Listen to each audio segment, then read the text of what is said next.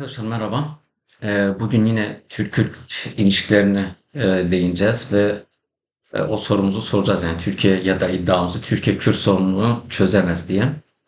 Bunun nedenlerini dile getiriyoruz. Tabii elbette ki çözebilir.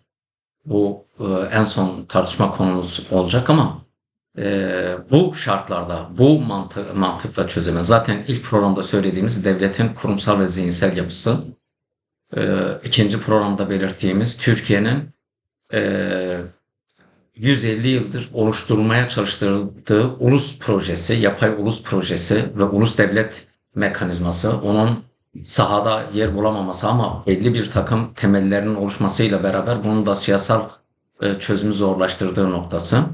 Yine Kürtlerin kendi içlerinde yaşadıkları dönüşüm süreci ve onun getirdiği sosyolojik, ekonomik problemler ve ondan kaynaklı henüz çözüme dönüşebilecek bir dinamizmin oluşmaması.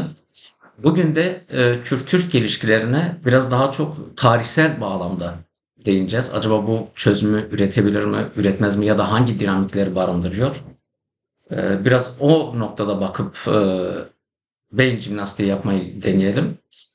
Şimdi Kürtler özellikle Yavuz Sultan Selim döneminde Osmanlı'dan yana, Osmanlı-İran rekabetinde diyelim, Osmanlı evet bu rekabette Osmanlı'dan yana yer aldı.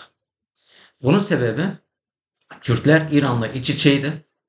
Hem aşiresel yapı olarak birbirine benziyor, dilsel, kültürel, tarihsel yakınlıklar vardı ve birçok Kürt diyelim İran'ın yönetiminde de yer alabiliyordu. Hatta işte ne bileyim İran'ın yöneticilerini anne tarafından Kürt, baba tarafından Fars ya da tersi baba tarafından e, ve anne tarafından diyelim farklı etnisiteye sahip olup ama hem Kürt hem Fars olma durumu vardı ve bunun getirdiği bir iç içelik söz konusuydu. Farslar kendilerini koruyabilmek için aynı zamanda İslam'ın yorumunu da kendi kültürlerine, Zerdüşti geleneklerine uyarlamaya çalıştılar ve bu anlamda da Şiilik giderek gelişmeye başladı. Eğer Kürtler bu eksenin içerisinde kalsaydı belli bir süre sonra zaten Kürtler de tamamen bu yolla Farslaşacak ya da o kültür çemberi içerisinde, havzası içerisinde eriyecekti. Ama Kürtlerin o dönem yönetici aktörleri mesela İdrisi Bitlisi diyelim aslında Fars sarayında yer almış, çalışmış bir bürokrattır aynı zamanda. En üst yöneticilerle de çok ciddi yakınlığı, arkadaşlığı var. Tercihi Osmanlı'dan yana kullanıyor. Kürt aşiretleriyle, Kürt liderleriyle, emirlikleriyle o dönem lokal yönetimler, emirlikler var. Kürdistan'da emirlikler var. Onlarla görüşmeler yapıyorlar ve bu rekabette Osmanlı'dan yana yer alıyorlar. Bu Kürtlere aslında bağımsız bir alan açıyor. Ve bu bağımsızlık 300 yıl sürüyor.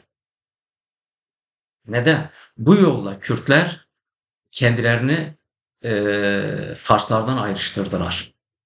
Kendi kimliklerini, kendi varlıklarını, etnisitelerini, aşiretlerini, dillerini diyelim daha orası içerisinde Fars toplumu içerisinde erimesi yerine Fars Şii çizgisi üzerine yeniden tanımlanması mümkün olabildi. Ve Kürtlerde henüz daha şey söz konusu değil. Öyle İslamiyet çok yaygın değil. Tamam var Müslüman Kürtler ama Kürdistan'da daha çok eee Ezdi geleneği, Ezdi demografik olarak Ezdi topluluğu daha fazladır. Yani Kürtlerin Ezdi inancı daha egemendir ve Kürdistani bir inançtır. Zerdüştlük mesela hem Kürdistan hem Kürtler hem de Farsların ya da Orta Doğu'da başka halkların sahip olduğu bir dindir ve İslamiyet'i de Orta Doğu'daki dinleri de etkilemiş bir inanç sistemidir. Ama Ezdilik Kürt toplumuna has ve Kürdistan'da yaygın bir inançtır. O dönem demografik olarak bunlar fazla. Ve bu süre içerisinde Osmanlı ile Kürtlerin ilişkisi pragmatiktir. Osmanlı çünkü Orta Doğu'ya yönelmek istiyor. Daha doğrusu hedefi Mısır'dır. Osmanlı Bizans'ı ve Roma'yı kendisine örnek alıyor. Roma bir dönem diyelim Mısır'ı yıktıktan, oraya egemen olduktan sonra büyük bir güç hegemonya oluşturmuştu. Uzun süre kalabildi. aynı yolu, aynı hattı izlemeye başladı. Filistin'den, Suriye'den, daha çok Akdeniz kıyısına yakın olan bölgelerden eee, Mısır'a ulaşmayı hedefliyordu. Ve bu bölgeyi de engel olan nüfus olarak, askeri güç olarak, yapı olarak Kürtlerle uzlaşması halinde bu daha kolay oldu. Ve bunun için de Kürtlere özellik tanıdı. Daha doğrusu Kürtlerin yaşam alanlarına karışmadı. Hatta meşhur bir diyalogtur. Diyelim Yavuz Sultan Selim işte liderinizi getirin onunla bir anlaşma yapalım. İdris Bitlisi şunu söyler der ki bizim öyle bir durumumuz söz konusu değil. Kimse kimsenin hegemonyasına girmez ve Kürtler özgür olarak yaşarlar. Yoksa kendi aramızda düşmanlık başlar. Ve böyle kabul edilir. Bazı Kürt milliyetçileri ya da ulusalcılar da bunu eleştirirler. Bu dönem niye Kürtler işte birlik olsaydı devlet olurdu vesaire. O dönemin kendi dinamikleri itibariyle değerlendirmek gerekiyor. Ama bu süre içerisinde Kürtler 1500'ü esas alırsak, 1514, 1500'ü esas alsak 1800 yılına kadar, 1805 yılına kadar adeta bağımsız emirlikler olarak yaşadılar. O emirliklerin içerisinde de aşiretler, büyük aşiretler, aşiretlerin de kendi içerisinde özerk yönetimleri yapıları oldu. Bu süre içerisinde Kürdistan'da evet yavaş yavaş İslamiyet yayılmaya başladı. Sünni İslamiyet yayılmaya başladı. Öyle değil. Bu yine Kürtleri Farslardan ayıran bir kimliksel yapılanma oldu. O dönem Fars kültürü, dili, edebiyatı, siyaseti daha hegemondur Orta Doğu'da. Siz ondan ayrışıp kendinize özgün bir alan oluşturduğunuzda çok daha büyük bir başarı olarak değerlendirmek gerekiyor. Ve dediğim gibi Osmanlı'nın zaten hükmetmesi de mümkün değildi. Zaman zaman Osmanlı denedi. Kürdistan'da işte evet kentlerde valilikler vesaire bir takım yönetim birimleri temsiliyet düzeyinde oldu. Ama hiçbir zaman Kürdistan'daki idari yapıya müdahale edecek düzeyde ya da Kürdistan'daki emirlikleri yıkacak düzeyde ve onlarla ciddi bir savaşı göze alacak düzeyde bir girişim olmadı Osmanlı. Ve bundan dolayıdır Kanuni'den tutan bütün dönemin kralları, Osmanlı padişahları bir biçimde Kürdistan vurgusu yaparlar. Ve bu dönem eğer incelenirse Kürdistan terimi Osmanlı dilinde, kültüründe, siyasetinde çok kullanılan bir kavramdır. Beyliklerle, emirliklerle, Kürdistan emirlikleri çok ciddi iletişimler vardır. Ha, ne oluyor ne zaman bu? Ha, bir de tabii evet Kürdistan'da Anadolu öyle süt liman çok rahat bir alan değil. Özellikle coğrafi keşiflerden sonra Osmanlı artık gelirlerini karşılayamıyordu. Masraflar daha da büyüyordu. Savaşların yaygınlaşmasıyla beraber Osmanlı maliyetleri artıyordu ve bunu da dönüp halktan vergi olarak ya da topraklarına, varlıklarına, tahılına, buğdayına, erzakına el koyarak koyununa el koyarak bunu değerlendirmek istedi. Yine daha önce Balkanlardan vesaire birçok bölgelerden diyelim insanları getirip çocukları ailelerinden koparıp devşiriyor. Yeniçeri Ocağı'nda asker olarak kullanabiliyordu. Ama Avrupa'daki gerileme paralelinde bu imkanlarını da kaybetti ve giderek Anadolu'ya yönelmeye başladı. Anadolu'ya yönelirken zor aygıtını kullandı ve bundan dolayı da özellikle Alevi Kürtlerin ve Alevi Türkmenlerin olduğu bölgelerde büyük kıyımlar gerçekleştirdi. Neden? Kürdistan'ın o emirlikleri henüz uzakta oraya ulaşabilecek düzeyde değildi. Bir de örgütlüydüler. Onlara savaşı göze alamıyorlardı. Ama mesela Sivas'tan Kayseri'ye, Malatya'ya, oradan diyelim Kürdistan iç bölgelerine, belli bölgelerine çok şiddet uyguladı. Ve bundan dolayı Alevilik inancı da aslında Osmanlı'ya karşı bir direniş tarzı olarak kendisini yeniden örgütledi. Muhalif olma kimliğini de o zaman diyelim hani inanç boyutunun yanı sıra muhalif olma kimliğini de o dönem oluşturdu. Ha, şimdi ama Kürt etnisitesine, Kürt kimliğine, Kürt ulusuna Osmanlı'nın o dönem ettiği bir şey yoktu. Ne zaman? 1800'lü yıllarda 2. Mahmut'la beraber diyelim Osmanlı'nın merkezileşme kararıyla beraber süreç değişti. Osmanlı devlet yapısı, e, askeri yapısı, e, o ülke yapısı tamamen yeniden inşa edilmeye başlandı. Ve bundan dolayı özerk olan, kendi kendini yöneten bölgelere de müdahale etme gereği duyuldu. Zaten Mısır'da kısa bir süre sonra kısa bir süre önce de kaybedilmişti ve bunun gereği olarak artık ulaşılabilen bölgelerde kendi denetimine alma niyeti vardı ve bundan dolayı Kürdistan'a yönelme oldu. Yani Kürdistan'da bir isyan karşı çıkıştan ziyade Osmanlı'nın siyasetinin değişikliğiyle beraber Kürdistan'la Osmanlı arasında çatışmalar başladı. İşte Soran Beyliği ile başladı bu. Daha sonra işte diyelim beylikler, emirlikler meselesi Botan Beyliği'nin Osmanlılarla savaşı ve yenilgisinden sonra artık beylik süreci Osmanlı'da bitti. Kürdistan'da bitti. Yeni bir dönem başlıyor. Şeyhlikler öncülüğünde bir daha çok ulusal, daha çok çağına, zamanına uygun tanımlama ve yaklaşım var. Ona geleceğiz ama Osmanlı dönemi, Osmanlı ne yaptı mesela Kürt emirliklerini onların isyanını bastırınca ya da alana hakim olunca belli bir biçimde hep uzlaşma yolunu seçti. Ve o emirlikleri, o yönetici insanları kendi merkezine İstanbul'a alarak oradan bazı konularda da taltif ederek ve yeni görevlendirmeler yaparak Osmanlı sistemi içerisinde işte diyelim Bedirhaniler aile olarak İstanbul'a göç ettiler.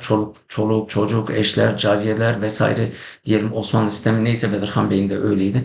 Hepsi getiriliyor ama rencide edilmiyor. Kimliklerine, yaşamlarına, tarzlarına müdahale edilmiyor.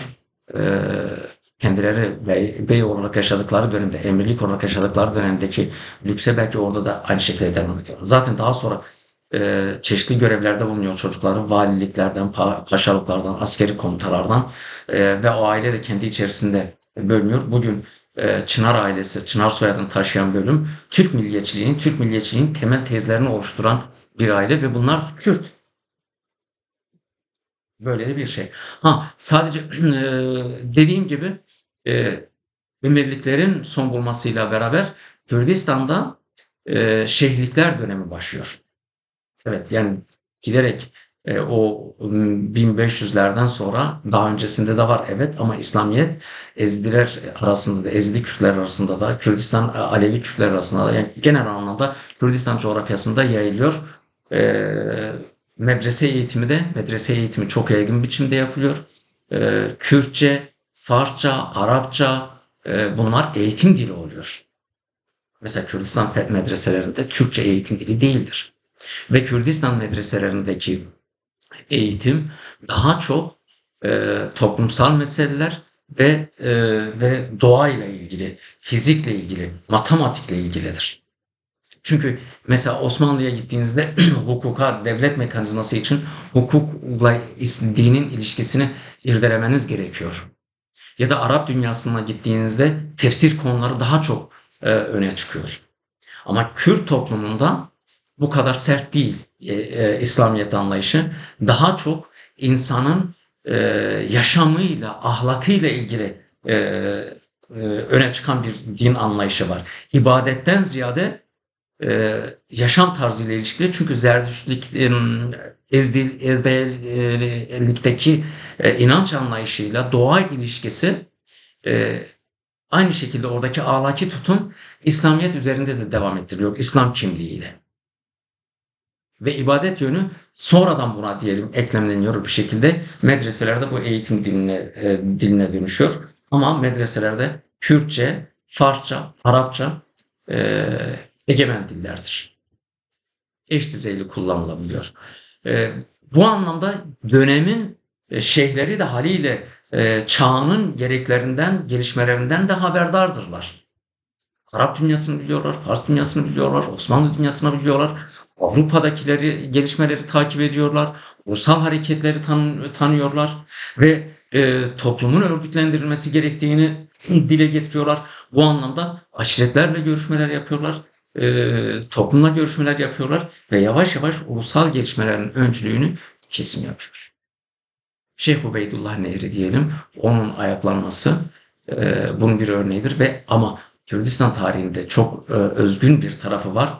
Benim kanaatimce Kürdistan'da ilk ulusal kongreyi yapan liderdir. Çünkü Kürdistan'ın her tarafından çağrıda bulunuyor. Hepsi olmasa da birçok aşiret lideri ya da temsilcisi ya da toplumun ileri gelenleri, din alimleri, Rusbileri o toplantıya katılıyor. Birlikte hareket etme kararları alıyorlar. Böyle bir yaklaşımlar var. Ama o isyanda istediği gibi sonuç almıyor ve onun torunları da yine İstanbul merkezine getiriliyor. Ve öyle bir şey ki Osmanlı, Kürt, Kürdistan meselesiyle bir problemi yok. Merkezileşme döneminde dahil. Ve bundan dolayı Kürt entelektüelleri ya da Kürt alimleri bir biçimde Osmanlı'yla da ilişkili ve İstanbul'la da ilişkili İstanbul'a seyahat ediyorlar. Oradaki meselelere, politik meselelere, siyasi meselelere, fikir meselelerine de dahil oluyorlar. En nihayetinde son dönemlerde diyelim işte reform hareketlerinde de Kürtler etkili oluyor. Daha da Terakki'nin kurucularından biri de Kürt. Yine benzer şekilde diyelim Kürt cemiyetleri kuruluyor. Ve Kürdistan'ın nasıl olacağı meselesi de yine İstanbul'da daha çok tartışılıyor. Yani Kürtlerin böyle bir gidiş gelişleri var. Bu hem Kürt mirlerinin, emirlerinin orada olması, hem şeyhlerin orada olması, hem alimlerin orada olması, gidip gelmesi, o iletişimle beraber toplumda da sürekli onları ziyaret vesilesiyle giden ve orada kalan, yaşamını orada sürdüren insanlar da oluyor ve nihayetinde hamallar diye, Kürt hamallar diye büyük bir kitle oluşuyor. Orada çalışan, işçi olarak çalışan insanlar oluşuyor. Bir topluluk oluşuyor. Yüzlerce yıllık tarihleri var. Evet, muhtemelen büyük bölümü asimile olmuştur. Şimdi kendisini İstanbul'un köklü aileleri ya da İstanbul'un e, en eski aileleri ve Türk olarak belki tanımıyorlardır. Ya da başka bir kimlikle. Şimdi dikkat ederseniz bir başka nokta hem Kürtlerden diyelim Osmanlı'yı ayırma durumu yok hem de Osmanlı'nın diyelim Kürtleri dışlama durumu söz konusu değil.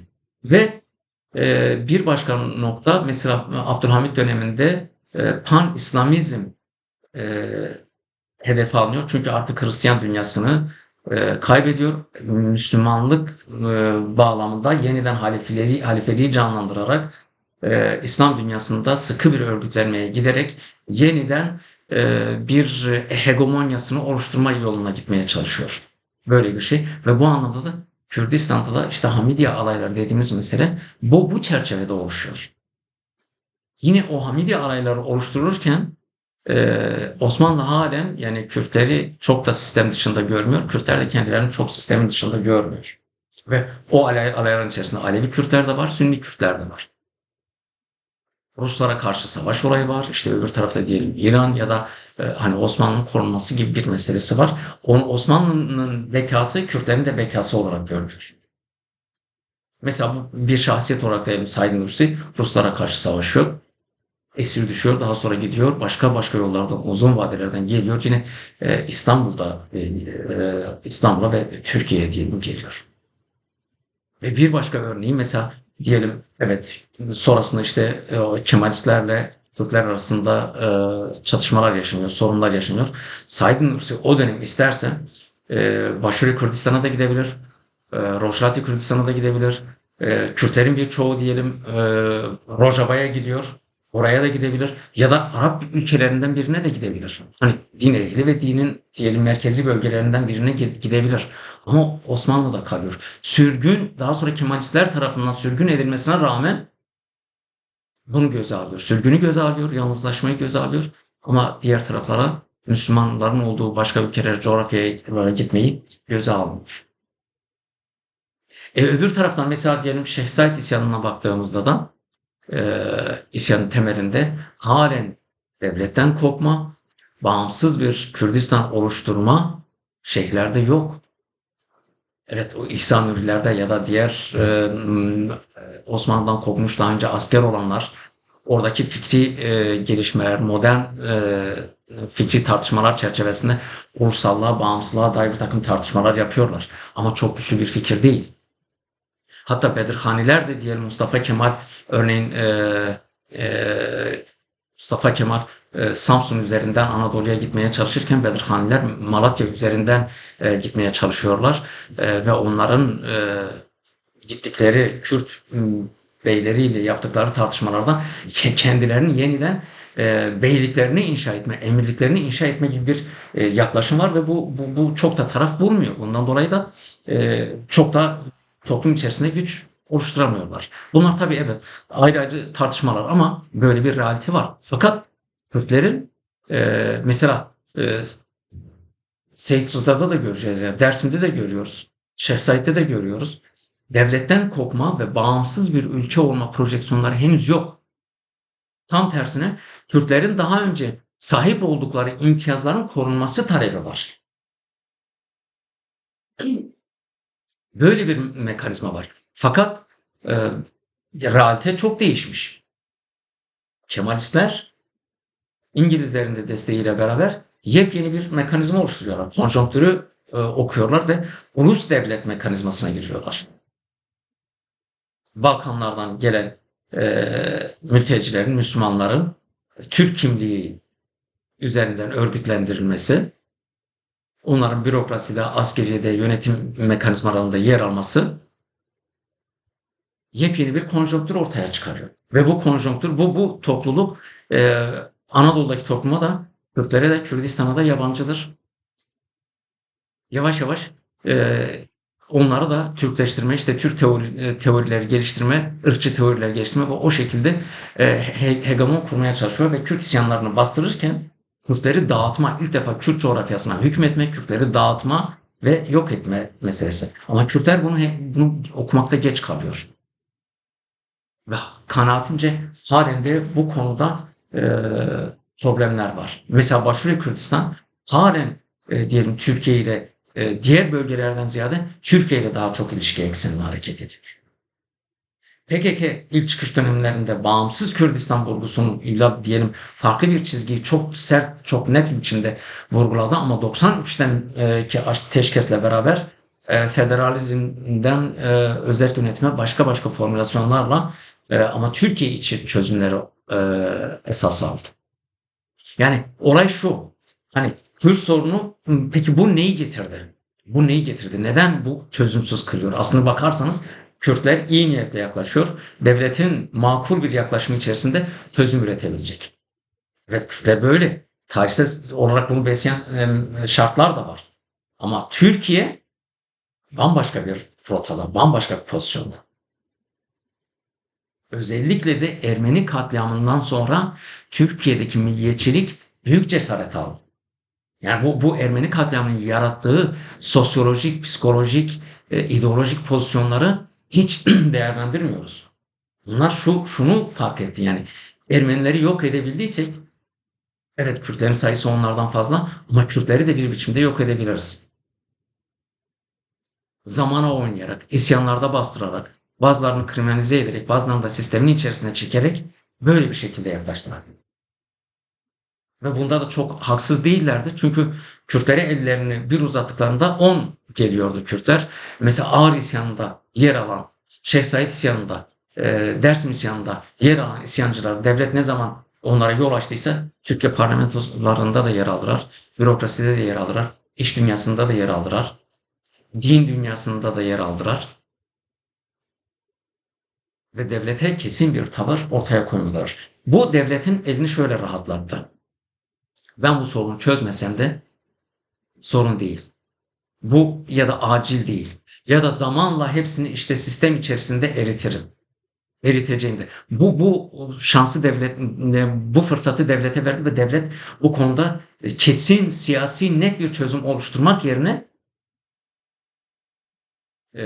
sürece yaymaya, zamana yaymaya, oyalamaya ya da işte kendisine bağlı gruplar üzerinden topluma zaten hükmetme ederek, toplumu zaten yönlendirerek, topluma etki ederek bunu toplum içerisinde kurumsallaşabileceğine inanarak devam ettirdi. Bu sıkıntı yani Kürtlerin belki bilemiyoruz, yaşanmadığı için bilemiyoruz. Belki Kürtler diyelim çok net bir biçimde ayrışma temelli bir yaklaşım gösterselerdi devlet bunun paniğiyle başka bir çözüm modeline ulaşabilirdi. Ve Kürtler bunu nasıl oluşturabilirdi? Bu sadece siyasi bir söylemle işte ben bağımsız Kürdistan istiyorum ya da ayrı bir Kürdistan istiyorum söylemiyle olmuyor. Sizin toplumsal örgütlülüğünüzü, kurumsal yapınızı, inançlarınızı, ekonomik ilişkilerinizi, ekonomik trendlerinizi, yönlerinizi hepsini değiştirmeniz lazım, farklılaştırmanız lazım. Bu olduğu zaman farklı bir durum ortaya çıkıyor. İlginçtir ama belki başka zaman konuşuruz. O konjonktür şimdi yaşanıyor. O konjonktür, o korkuyu belki devlet şimdi hissediyor. Çünkü Orta Doğu'da yepyeni bir projeksiyon, yepyeni bir sistem oluşuyor ve bu sistemin içerisinde Kürtlerin ilk defa diyelim toplumsal, sosyal, kültürel, dilsel, ekonomik, askeri olarak kopma durumu söz konusu olabilir. Bunun yıllara yayılacak bir zemini, bir işaretleri var ve devlet şu an bunun paniğini belki de yaşıyor. Ama buna rağmen halen soruna gerekli ciddiyeti göstermiyor, o çözümü oluşturmuyor.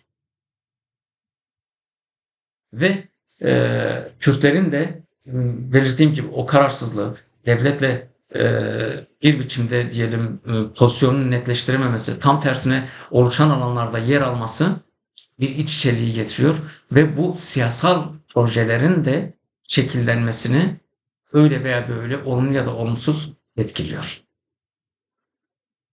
Ama bu realite e, devlet açısından belki ilk elde kolay görülebilir.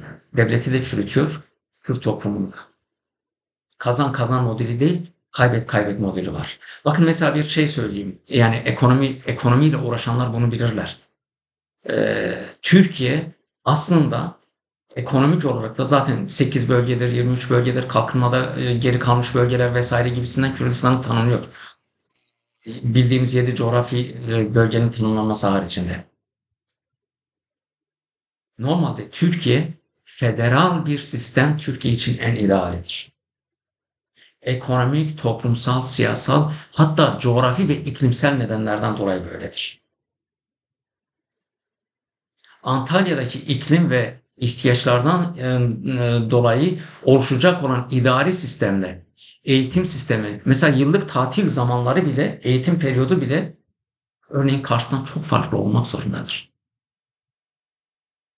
Kars'taki eğitim, tatil dönemleri, ekonomik yaşam bambaşka bir hayat tarzı öneriyor. Antalya'da bambaşka.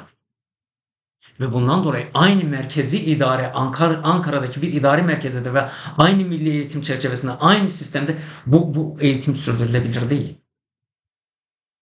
Ekonomik ihtiyaçlar açısından da, kendisini idame ettirme açısından da, kendi bütçesini oluşturma açısından da ve bağlı oldukları havza, hinterland yani coğrafi olarak dış ticareti yapabilecekleri ülke ve coğrafyalar ve topluluklar anlamında da bambaşkadır.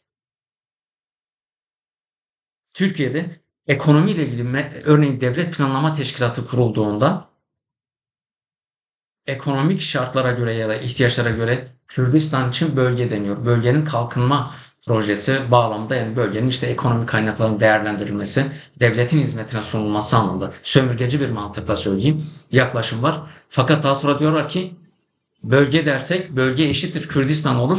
O zaman onu bölerim başka başka isimler altında ama oraya Kürdistan'a yönelik farklı bir statü oluşturuyor devlet. Ekonomik ve sosyal alanda. Daha çok Kürdistan'daki kaynakları kullanma ekseninde yaklaşıyor. Sömürgeci bir yaklaşımdır.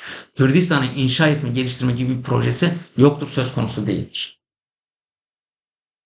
Ama dediğim gibi eğer devlet samimiyetle bu sorunu çözerse bugün Kürtler federalizmi istedi diye değil, Türkiye coğrafyasının Kürtler de dahil ihtiyacından dolayı Türkiye'nin federal bir yapıya ulaşması lazım. Karadeniz'in ihtiyaçları farklıdır.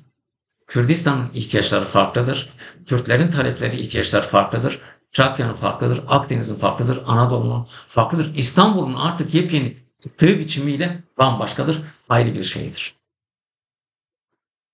İstanbul artık bir Kürt-Türk şehridir. Ve Kürtler İstanbul'da da siyasal haklarına sahip olmak zorundadırlar.